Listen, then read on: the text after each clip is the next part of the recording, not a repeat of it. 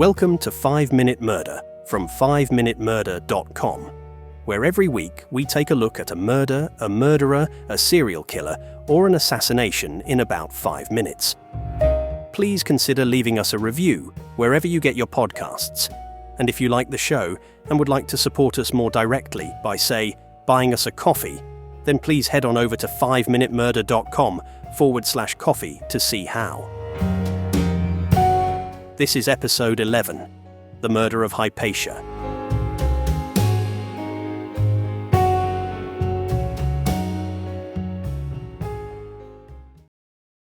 The murder of Hypatia in 415 CE stands as one of the most tragic and symbolic moments in the transition from the ancient world of classical learning to the dominance of early Christian society. Hypatia, a renowned philosopher, mathematician, and astronomer in the city of Alexandria, was brutally killed by a Christian mob, her death marking not only the end of her life, but also a symbolic rupture in the relationship between science, reason, and faith. Hypatia was born around 360 CE in Alexandria, Egypt, one of the ancient world's most important intellectual and cultural centers. She was the daughter of Theon, a prominent mathematician and philosopher who taught at the famous Library of Alexandria. The library was a repository of knowledge and a symbol of intellectual achievement, attracting scholars from all over the Mediterranean world. From a young age, Hypatia was exposed to the ideas of Greek philosophy, mathematics, and the sciences, and under her father's guidance, she became an exceptional scholar. Hypatia's contributions to mathematics and astronomy were significant. She is credited with commentaries on the works of Diophantus, Ptolemy, and Euclid, as well as advancements in understanding the astrolabe, a device used for celestial navigation. Her teachings were grounded in Neoplatonism, a school of thought based on the ideas of Plato, which emphasized the existence of a transcendent reality that could be understood through reason and philosophical inquiry. Hypatia became head of the Neoplatonic school in Alexandria, where she taught many students, including pagans, Christians, and others drawn by her intellect and reputation. During this time, Alexandria was a center of learning and a city fraught with religious and political tensions. Christianity, which had been legalized and then adopted as the Roman Empire's official religion, was supplanting the traditional pagan beliefs of the Greco-Roman world. In Alexandria, this transition was particularly contentious. Paganism, with its long-established traditions, still held sway among many of the city's intellectual elite, while Christianity was rapidly gaining dominance, led by its bishops and clerical authorities. This cultural clash created an atmosphere ripe for conflict. Hypatia, despite being a pagan and a prominent figure in the intellectual life of Alexandria, was respected by many of the city's Christian leaders. However, she became caught in the political rivalry between two powerful men: Cyril, the Christian bishop of Alexandria, and Orestes, the city's Roman prefect. Orestes, a former student of Hypatia, represented the Roman imperial authority and supported maintaining religious tolerance in the city. Cyril, on the other hand, sought to consolidate Christian control over Alexandria and eliminate what he viewed as lingering pagan influences. The tension between Orestes and Cyril escalated into open hostility, and in 414 CE, a group of monks loyal to Cyril attacked Orestes in the street, seriously wounding him. This incident deepened the divide between the prefect and the bishop, and Cyril's supporters began to see Orestes as an obstacle to their vision of a Christian-dominated Alexandria. Hypatia, as a close confidant of Orestes and a symbol of pagan learning, became a target for Cyril's more extreme followers.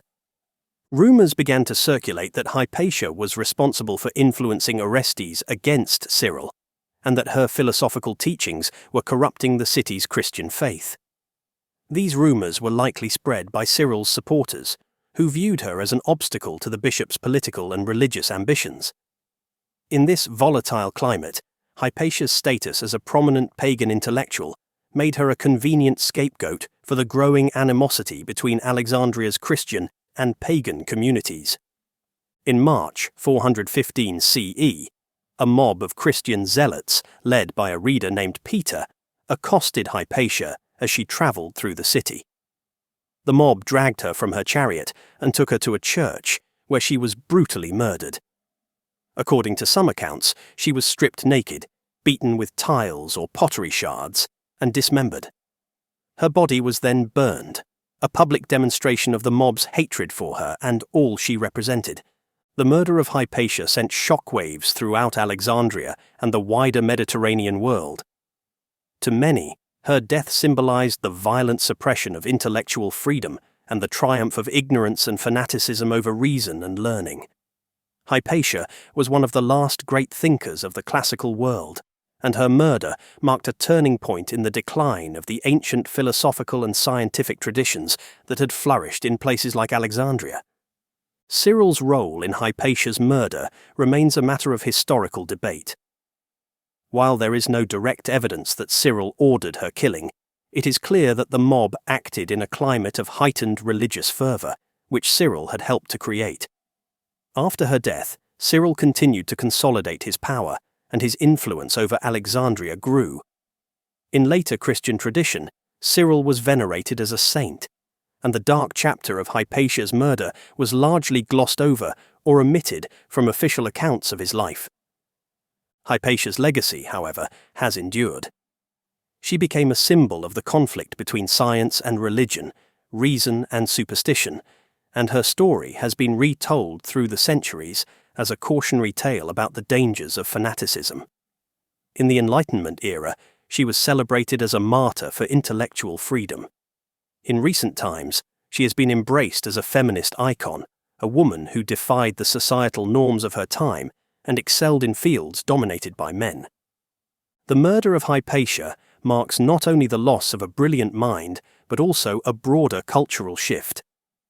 The world in which she lived was changing rapidly, and Alexandria's religious and intellectual landscape would never be the same.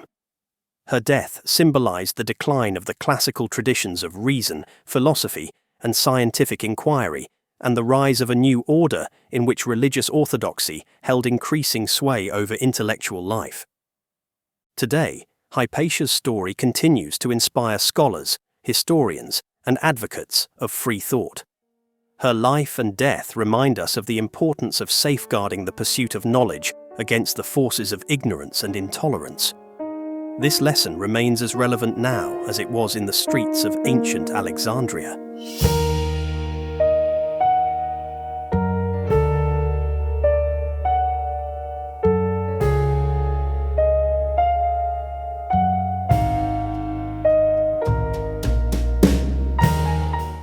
I hope you enjoyed that episode of the 5-Minute Murder podcast from 5minutemurder.com. If you did, why not check out our other 5-minute podcasts? 5-Minute Biographies, 5-Minute History, 5-Minute Mysteries, and 5-Minute Warfare. Thanks for listening, and I'll see you next week.